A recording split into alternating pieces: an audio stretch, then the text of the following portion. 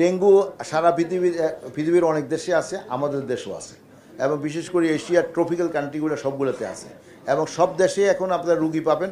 আমাদের দেশে এখনও যে মাত্রায় আছে এটা অত্যন্ত কম, এবং আমরা আমরা প্রস্তুতি রাখছি যাতে নাকি সামনের যে ডেঙ্গুর মৌসুম আসে তখন যেন নাকি এটাকে নিয়ন্ত্রণ করা যায়। এই জন্য আমরা প্রস্তুতি নেওয়া আছে, এবং ঈদের পরে আবার আমাদের প্রস্তুতি সম্বন্ধে আমরা আবার রিভিউ মিটিং করব। Thank you.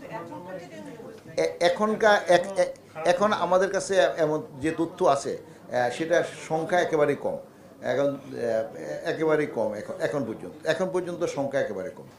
আমাদের লোকজন ইনফেক্টেড হইতেছে একেবারেই কম, যেটা নাকি আপনার কিছুদিন আগেও ছিল, একজন দুইজন মাঝে মাঝে ইনফেক্টেড হয়। তো এটা আমার মনে হয় খুব অ্যালার্মিং কিছু না।